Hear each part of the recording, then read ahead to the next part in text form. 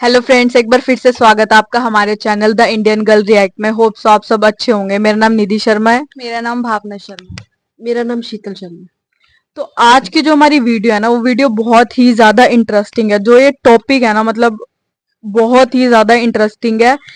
तो इसमें है क्या, इसमें बेसिकली रूह से रिलेटेड बात की गई है कि रूह क्या है, रूह का कुरान में क्या महत्व है या क्या मायने रखती है रूह, है ना। और मतलब इस्लाम में क्या रूह को माना जाता है, किस तरह से देखा जाता है, किस तरह का नजरिया लोग रखते हैं कि मतलब रूह क्या है, किस तरह की है, हमारे शरीर से निकलती है तो कैसी होती है, ठीक है, शरीर के अंदर रहती है तो क्या कुछ करती है ना। तो टाइटल का जो नेम है वो ये है, व्हाट इज रूह इन कुरान, रूह इन इस्लाम, बाय फरकान कुरैशी ब्लॉग्स। तो देखते हैं हमें क्या कुछ नया पता लगता है रूह के बारे में, क्योंकि अब तक की जो हमारी वीडियोस है उसमें हमने ज्यादातर जो हमारे रब हैं, अल्लाह है, उनके बारे में जानने की कोशिश करी है, जो हमारे पैगंबर हुए हैं उनके बारे में जानने को पता चला। लेकिन ये जो टॉपिक है ना, ये साइंस के तरीके से भी ले सकते हैं हम। और एक ऑब्वियस सी बात है, हम इस धरती पे आए हैं तो जब तक कहते हैं ना कि हमारे शरीर के अंदर रूह है तब तक ही सब कुछ है, जब ये निकल जाएगी तो देखते हैं कि क्या होती है, ये क्या है इसका। तो चलो वीडियो स्टार्ट करते हैं। वीडियो स्टार्ट करने से पहले आप हमारे चैनल को सब्सक्राइब कर देना और वीडियोस को लाइक शेयर कमेंट करते रहना और अपना सपोर्ट इसी तरह से देते रहना। तो चलो स्टार्ट करते हैं। मैंने, आपने, तकरीबन हम सब ने बचपन से एक एक्सपेरिमेंट के बारे में सुन रखा है, एक तजर्बे के बारे में कि किसी साइंसदान ने एक मरते हुए आदमी पर तजर्बा किया और इसकी ज़िंदगी और मौत के बाद के वज़न में, यानी इसके जिस्म के वज़न में 21 ग्राम का फ़र्क था। लिहाजा उन्होंने ये नतीजा निकाला कि रूह का वज़न 21 ग्राम होता है। अब ये तजर्बा हुआ तो ज़रूर था, लेकिन इसे 1901 में डंकन मैकडूगल ने किया था, आज से 120 साल पहले। और ये तजर्बा आज के साइंटिफिक मेरिट्स पर पूरा नहीं उतरता। तो फिर क्या है ये रूह? रूह का जिक्र बहुत से मजहबी और फिलोसॉफिकल मुआशरों में इस तरह से मिलता है कि वो किसी भी जिंदा चीज़ की एक एसेंस होती है। ग्रीक्स यानी कि यूनानी से साइकी कहते थे, जिसका मतलब है सांस या फूंक। इसी तरह लैटिन जुबान में इसका नाम एनिमा था, बल्कि दरअसल यही लफ्ज़ एनिमा आज के लफ्ज़ एनिमेशंस का मुआखिज़ भी है, जिसमें कंप्यूटर से बने किसी कैरेक्टर को एनिमेट किया जाता है, इसे हरकत दी जाती है, एक तरह से इसमें रूह डाली जाती है। यहूदी और ईसाई कहते हैं कि ये एक नज़र ना आने वाली कोई चीज़ है कि जिसे शऊर दिया गया है। और वैसे तो तमाम जानदारों में रूह होती है, लेकिन सिर्फ इंसानी रूह ऐसी है कि जो हमेशा की ज़िंदगी पा सकती है। जबकि हिंदू और जैनिज़्म के लोग कहते हैं कि बैक्टीरिया से लेकर व्हेल तक हर जानदार में रूह या आत्मा होती है। 1037 में यानी 1037 ईस्वी में इब्ने सीना हमदान की एक जेल में थे और वहाँ उन्होंने एक थॉट एक्सपेरिमेंट किया था, जिसे द फ्लोटिंग मैन एक्सपेरिमेंट या फिर तैरते हुए इंसान वाला तजर्बा कहते हैं। इब्ने सीना कहते हैं कि तसव्वुर करें, इमेजिन करें कि एक शख्स हवा में तैर रहा है, सस्पेंडेड है, इसके गिर्द कुछ भी नहीं है और ना ही इसके जिस्म का कोई हिस्सा किसी शय को छू रहा है, टच कर रहा है। इसके जिस्म की तमाम सेंसेस उस वक्त डिसकनेक्टेड हुई पड़ी हैं। इसे अपने हाथ, टांग या जिस्म के किसी हिस्से का कोई आइडिया नहीं होगा, लेकिन इस सब के बावजूद उसे अपने होने का एहसास ज़रूर होगा। इसे ये ज़रूर पता होगा कि वो एग्जिस्ट करता है। और यहाँ से इब्ने सीना ये नतीजा निकालते हैं कि अपने होने का एहसास ही रूह है कि जो किसी भी जिस्मानी ज़रूरत से मुबर्रा है। इब्ने सीना के इस थॉट एक्सपेरिमेंट को बड़ी शोहरत मिली थी और इनके नज़रियात को 15वीं सदी के फिर फ्रेंच फिलोसोफर्स ने आगे बढ़ाया था। लेकिन रूह का कॉन्सेप्ट इब्ने सीना से कहीं ज़्यादा पुराना है। 3000 साल पुराने किताबों में भी इसका जिक्र है। मसलन तुर्की से मिला 2800 ईयर्स ओल्ड एक कतबा, जिसे कतमुआ स्टेले कहते हैं। इस पर लिखा था कि ये कतबा मेरी रूह की खुशी के लिए है। अरस्तु यानी एरिस्टोटल ने भी इस सवाल पर गौर किया था कि रूह क्या होती है, और इसके मुताबिक रूह वो मादा है जो ये डिसाइड करता है कि हम अपनी ज़िंदगी कैसे जिएंगे। एरिस्टोटल के मुताबिक हर जिंदा चीज़ में रूह होती है, यहाँ तक कि पौधों और दरख्तों में भी। लेकिन वो ये कहता है कि पौधों और दरख्तों की रूह सिर्फ अफजाइश नस्ल के मुतल्लिक सोचती है। जानवरों की रूह, जानवरों में भी रूह होती है, लेकिन वो सिर्फ नक्लो हरकत यानी मूवमेंट्स के बारे में सोचती है। ایرسٹوٹل کہتا ہے کہ صرف انسانی روح وہ روح ہے کہ جو اس سب سے بڑھ کر یعنی صحیح اور غلط کا شعور رکھتی ہے۔ اب مجھے ذاتی طور پر ایرسٹوٹل کی یہ بات اس لیے لاجیکل اور اچھی لگی کیونکہ اسے سلسلہ تو صحیحہ کی ایک حدیث کنفرم کرتی ہے۔ ایک مرتبہ صحابہ کرام نے آپ صلی اللہ علیہ وسلم سے پوچھا کہ یا رسول اللہ صلی اللہ علیہ وسلم، کیا ہمارے لیے چوپایوں کے ساتھ نیکی میں بھی کوئی اجر ہے؟ اس پر آپ صلی اللہ علیہ وسلم نے فرمایا تھا کہ تمہارے لیے ہر ذی روح میں اجر ہے، یعنی کہ جانوروں میں بھی روح ہوتی ہے۔ پھر ایک دوسری حدیث ابن عباس رضی اللہ تعالیٰ عنہ سے مروی ہے کہ آپ صلی اللہ علیہ وسلم نے مرغیوں کے حوالے سے فرمایا تھا کہ کوئی بھی وہ چیز جس میں روح ہو اسے تکلیف کا نشانہ نہ بناؤ۔ اب یہ دونوں احادیث، یہ دونوں روایات اس بات کو سپورٹ کرتی ہیں کہ ہر زندگی کے پیچھے ایک روح ہے، وہ سانس جو زندہ چیز میں پھونکا جاتا ہے۔ لیکن انسان کی روح کو زندگی کے ساتھ ساتھ ایک بہت ہی خاص چیز بھی دی گئی تھی، نفس۔ نفس ہی وہ چیز ہے کہ جو ہم سے تقاضے کرتا ہے۔ نفس کے متعلق قرآن و حدیث میں اس قدر ڈیٹیلز موجود ہیں کہ شاید اس کے لیے علیحدہ سے پورا ایک چیپٹر لکھنا پڑتا۔ اس لیے فی الوقت میں نفس کا صرف اتنا ہی ذکر کروں گا کہ ایک آدمی بہت ڈرا ہوا آپ صلی اللہ علیہ وسلم کے پاس آیا اور کہا کہ یا رسول اللہ صلی اللہ علیہ وسلم، میرے نفس میں بعض ایسی باتیں آ جاتی ہیں کہ میں ان کے متعلق سوچنے کے بجائے آسمان سے گر جانا زیادہ پسند کرتا ہوں۔ تو آپ صلی اللہ علیہ وسلم نے اسے تسلی دیتے ہوئے کہا کہ یہی تو ایمان ہے۔ نفس انسان کو ملی ایک بہت ہی طاقتور اور ایک بہت ہی خطرناک ابیلٹی ہے، ایک خاصیت ہے۔ البتہ روح قرآن پاک کے مطابق 5 سٹیجز سے گزرتی ہے۔ پہلی سٹیج سورہ اعراف میں ہے، وہ سٹیج کہ جو ہماری روح نے عالم ارواح میں گزاری تھی، جہاں ہم نے اللہ تعالیٰ سے ایک عہد بھی کیا تھا کہ ہم گواہی دیتے ہیں آپ ہی ہمارے رب ہیں۔ وہ عظیم عہد جس کا نام بھی سورہ اعراف میں ہے، عہد الست۔ دوسری سٹیج سورہ سجدہ میں ہے، وہ سٹیج جو ہماری روح نے ہماری ماں کے پیٹ میں گزاری، جہاں پہلی مرتبہ وہ ہمارے جسم میں پھونک گئی تھی۔ آپ صلی اللہ علیہ وسلم نے فرمایا کہ ہر شخص اپنی ماں کے پیٹ میں 40 دن تک نطفے کی شکل میں رہتا ہے، پھر اتنے ہی دن علقہ یعنی جمے ہوئے خون کی شکل میں، اور پھر اتنے ہی دن مضغہ یعنی گوشت کے لوتھڑے کی شکل میں، اور پھر اللہ کے حکم سے ایک فرشتہ آ کر اس کے اندر اس کی روح پھونک دیتا ہے، اور اسی وقت اللہ کے حکم سے اس روح کے لیے 4 چیزیں لکھ دی جاتی ہیں: اس کا عمل، اس کا رزق، اس کی موت اور اس کا نیک یا بدبخت ہونا۔ تیسری سٹیج وہ ہے جس کے متعلق پورے قرآن پاک میں آیات موجود ہیں، یعنی کہ وہ سٹیج جس سے ہماری روح ابھی گزر رہی ہے، میری، آپ کی، ہم سب کی، ہماری اس دنیا کی زندگی۔ چوتھی سٹیج سورہ مومنون میں ہے کہ جب ہمارے جسم کو موت آ جائے گی، ایک برزخی زندگی، ایک انتظار جہاں سے ہماری روح کی واپسی ناممکن ہے۔ ہماری جسم سے روح نکلنے کے واقعات بڑے حیران کن ہیں۔ آپ صلی اللہ علیہ وسلم نے فرمایا تھا کہ جب اللہ کسی بندے کی روح کسی علاقے میں قبض کرنا چاہے تو وہ اس علاقے میں پہنچنے کے لیے اس شخص کے لیے کوئی نہ کوئی ضرورت بھی پیدا کر دیتا ہے، جہاں پہنچ کر پھر اس کی روح نکلتی ہے۔ اب روح کا جسم سے یہ نکلنا مختلف طریقوں سے ہوتا ہے، لیکن میں آپ کو صرف اس طریقے کے متعلق بتا رہا ہوں جسے سن کر آپ کا دل خوشی محسوس کرے گا۔ آپ صلی اللہ علیہ وسلم کی وفات کے بعد طلحہ بن عبید اللہ رضی اللہ تعالیٰ عنہ بہت اداس اور پریشان رہا کرتے تھے، اور ایک دفعہ انہوں نے اپنی اس پریشانی یا اپنے غم کا ذکر عمر بن خطاب رضی اللہ تعالیٰ عنہ سے کیا۔ طلحہ کہتے ہیں کہ میں نے آپ صلی اللہ علیہ وسلم کو ایک بار کہتے سنا تھا کہ میں ایک ایسا کلمہ جانتا ہوں کہ اگر کوئی شخص اس کلمے کو موت کے وقت پڑھ لے تو اس کی روح اس کے جسم سے نکلتے ہی رحمت اور سکون میں چلی جائے گی، لیکن افسوس کہ میں آپ صلی اللہ علیہ وسلم سے وہ کلمہ نہیں پوچھ سکا، اور یہ وہ وجہ ہے عمر کہ جس نے مجھے غمزدہ کیے رکھا ہے۔ اس پر حضرت عمر بن خطاب رضی اللہ تعالیٰ عنہ نے کہا تھا کہ میں جانتا ہوں کہ وہ کلمہ کون سا ہے۔ وہ کلمہ ہے کہ جسے نبی صلی اللہ علیہ وسلم نے اپنے چچا ابو طالب کو پیش کیا تھا، لا الہ الا اللہ۔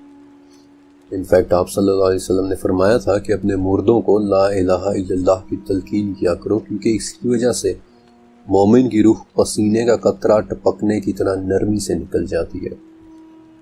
اور روح کے اس طرح نکلنے پر سورہ فجر میں ایک بہت ہی پیاری آیت ہے کہ اے اطمینان والی روح، اپنے رب کے پاس اس طرح لوٹ چل کہ تو اس سے راضی اور وہ تجھ سے راضی۔ اس طرح نیک روح کو نکالنے والے فرشتے بار بار اسے کہتے ہیں کہ اے پاک روح باہر آ، تو تعریف کے قابل ہے، تجھے سکون اور خوشبوؤں کی خوشخبری ہو، تیرا رب تجھ سے ناراض نہیں ہے۔ وہ فرشتے یہ باتیں بار بار کہتے ہیں یہاں تک کہ وہ روح باہر آ جاتی ہے اور پھر اسے آسمان کی طرف لے جایا جاتا ہے۔ ابو سلمہ رضی اللہ تعالیٰ عنہ کی وفات کے وقت ان کی آنکھیں اوپر اٹھ چکی تھیں۔ آپ صلی اللہ علیہ وسلم تشریف لائے، ان کی آنکھوں کو بند کیا اور فرمایا کہ جب روح جسم سے نکالی جاتی ہے تو انسان کی نظر اسی روح کے پیچھے جاتی ہے۔ آپ صلی اللہ علیہ وسلم نے یہ بھی فرمایا تھا کہ مومن کی روح ایک پرندہ ہوتی ہے کہ جو جنت کے درختوں سے کھاتی رہتی ہے، یہاں تک کہ جس دن اللہ نے اسے اٹھانا ہوگا وہ اس کی روح کو اس کے جسم میں لوٹا دے گا۔ بلکہ اسی حوالے سے ایک اور بڑی پیاری حدیث بھی ہے جہاں ام ہانی کہتی ہیں کہ میں نے آپ صلی اللہ علیہ وسلم سے پوچھا، یا رسول اللہ، جب ہم مر جائیں گے تو کیا ہم ایک دوسرے سے ملیں گے؟ کیا ہم ایک دوسرے کو دیکھیں گے؟ اس پر آپ صلی اللہ علیہ وسلم نے جواب دیا کہ تمام روحوں کو پرندوں کی شکل دے دی جاتی ہے، وہ درختوں سے کھاتی رہتی ہیں اور قیامت کے دن ہر روح دوبارہ اپنے جسم میں داخل ہو جائے گی۔ لیکن آپ صلی اللہ علیہ وسلم نے یہ بھی فرمایا تھا کہ روح اس وقت تک درمیان میں معلق بھی رہتی ہے کہ اگر اس پر کوئی قرض باقی ہو تو، اور پھر شروع ہوتی ہے ہماری روح کے سفر کی آخری سٹیج، ایک ہمیشہ کی زندگی۔ قرآن پاک میں ہماری روح کا 2 مرتبہ اس کے نام سے ذکر ہے، جن میں سے ایک بار سورہ زمر میں ہے کہ اللہ روحوں کو ان کی نیند کے وقت قبض کر لیتا ہے، پھر جن روحوں پر موت کا حکم لگ چکا ہوتا ہے انہیں اپنے پاس روک لیتا ہے اور باقی روحوں کو چھوڑ دیتا ہے۔ اب ہماری روحیں نیند کے دوران ہمارا جسم چھوڑ کر کیسے چلی جاتی ہیں، یہ فی الوقت ایک راز ہے، بالکل ویسے ہی جیسے عمرو بن عاص رضی اللہ تعالیٰ عنہ سے مروی وہ حدیث کے جہاں آپ صلی اللہ علیہ وآلہ وسلم نے فرمایا تھا کہ مومنوں کی روحیں ایک دن اور رات کے فاصلے پر جا کر دوسری روح سے ملتی ہے، چاہے انہوں نے ایک دوسرے کو دیکھا بھی نہ ہو۔ رات کو ہماری روحیں جسموں سے کیسے نکل جاتی ہیں، یہ کیسے سفر کرتی ہیں، ہم شاید اس بارے میں کبھی بھی نہ جان سکیں۔ روح کے متعلق ہم تقریباً کچھ بھی نہیں جانتے، لیکن اس کے بارے میں تجسس طویل زمانے سے انسان کے اندر ہے۔ عبداللہ بن مسعود رضی اللہ تعالیٰ عنہ کہتے ہیں کہ ایک بار میں آپ صلی اللہ علیہ وسلم کے ساتھ تھا اور ہم مدینہ کے کھنڈرات میں چل رہے تھے۔ آپ صلی اللہ علیہ وسلم کے ہاتھ میں سہارے کے لیے کھجور کی ایک چھڑی تھی، تو کچھ یہودی ہمارے قریب سے گزرے، ان میں سے ایک نے دوسرے سے کہا کہ ان سے روح کے بارے میں پوچھو، پھر کسی اور نے کہا کہ ایسا نہ ہو وہ کوئی ایسی بات کہہ دیں کہ جو تمہیں اچھی نہ لگے، پھر کسی اور نے کہا کہ نہیں ہم ضرور پوچھیں گے، اور عبداللہ بن مسعود کہتے ہیں کہ بالآخر ایک شخص نے رک کر کہا کہ اے ابو القاسم، یہ روح کیا چیز ہوتی ہے؟ آپ صلی اللہ علیہ وسلم خاموش رہے، پھر آپ صلی اللہ علیہ وسلم نے اپنا سر آسمان کی طرف اٹھایا اور میں سمجھ گیا، عبداللہ کہتے ہیں کہ میں سمجھ گیا کہ آپ صلی اللہ علیہ وسلم پر وحی اتر رہی ہے، اور جب آپ سے وہ کیفیت دور ہو گئی تو آپ نے سورہ اسراء کی 85 نمبر آیت تلاوت کی تھی، وہ آیت کے جہاں قرآن پاک میں دوسری مرتبہ روح کا نام سے ذکر ہے کہ یہ آپ سے روح کے بارے میں پوچھ رہے ہیں، کہہ دیں کہ روح میرے رب کا حکم ہے اور تمہیں بہت ہی کم علم دیا گیا ہے۔ اب آخر میں روح کے متعلق ایک بہت ہی خوبصورت حدیث کہ جو مجھے ذاتی طور پر بہت پسند ہے اور الفاظ کے معمولی فرق کے ساتھ وہ حدیث صحیح مسلم، ابو داؤد، مسند احمد اور مشکات المصابیح میں بھی ہے۔ یہ حدیث حضرت ابو ہریرہ رضی اللہ تعالیٰ عنہ سے مروی ہے کہ عالم ارواح میں ہماری روحیں گروہوں کی صورت میں رہتی تھی، جن روحوں کا وہاں آپس میں تعارف ہو گیا ان کے درمیان اس دنیا میں بھی محبت ہو جاتی ہے، اور جو روحیں وہاں آپس میں انجان رہی ہوں وہ اس دنیا میں بھی ایک دوسرے سے اجنبی رہتی ہیں۔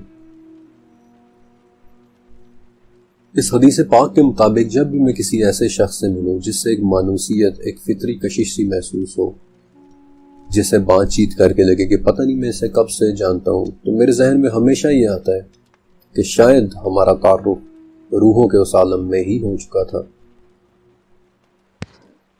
تو یہ تھی ہماری آج کی ویڈیو۔ بہت سارے ایسے ڈاؤٹس تھے جو مطلب کلیئر ہو گئے، لیکن بہت سارے ڈاؤٹس اس سے رہ بھی گئے، جیسے انہوں نے خود ہی بتایا تھا کہ مطلب جب ہمارے شریر سے روح نکلتی ہے نا، اس کا جو آنسر ہے وہ آج تک نہ ہی سائنس دے پائی ہے کہ کس طرح سے نکلتی ہے، اور نہ ہی ابھی تک انہوں نے اس ویڈیو نے کلیئر نہیں کیا کہ مطلب کیسے کیا نکلتے ہیں۔ باقی بہت ہی ساری ایسی باتیں تھی جو انہوں نے بتائی ہیں، جو سمجھ میں آئی ہیں، اور बहुत ही नई थी हमारे लिए, है ना।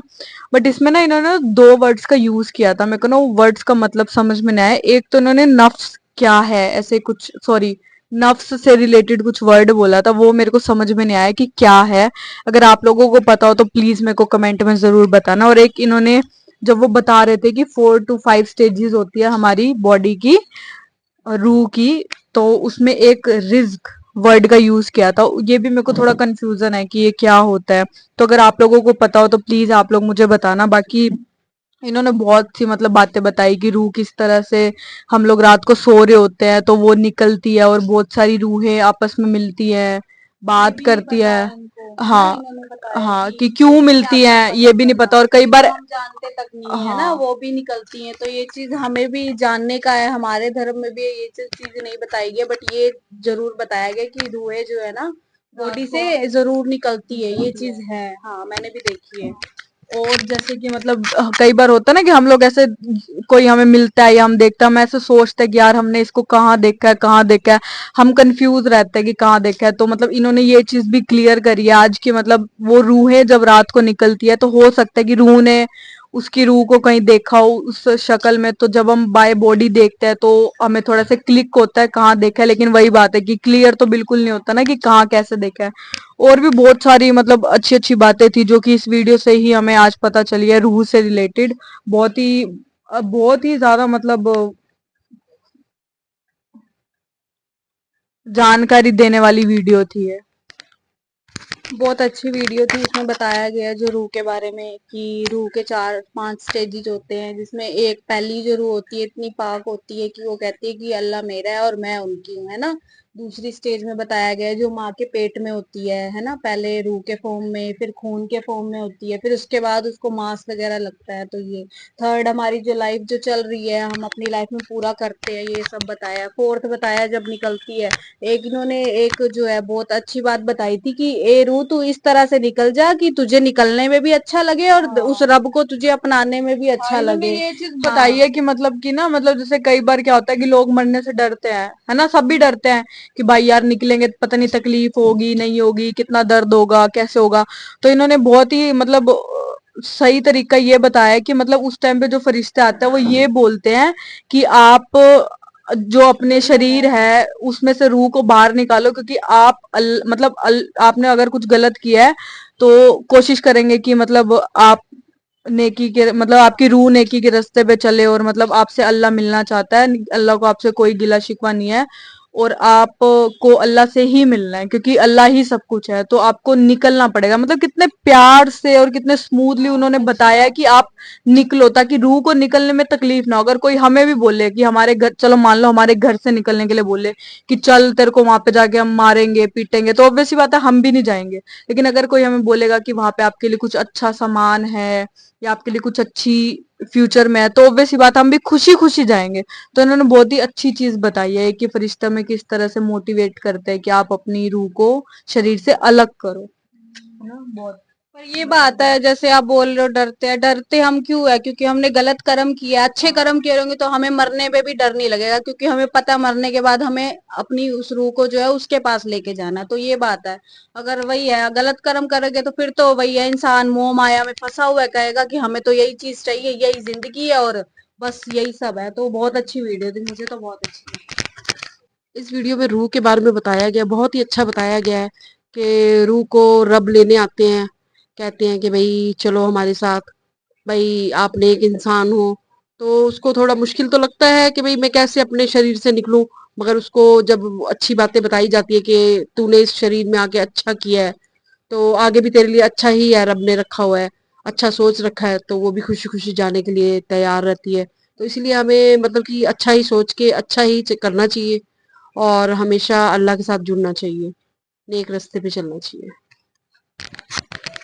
तो ये थी हमारी आज की वीडियो। होप्स आप सब लोगों को वीडियो पसंद आई हो, और अगर आप हमारे चैनल पर नए हैं तो चैनल को सब्सक्राइब जरूर करना और वीडियोस को लाइक शेयर कमेंट करते रहना। Thank you so much.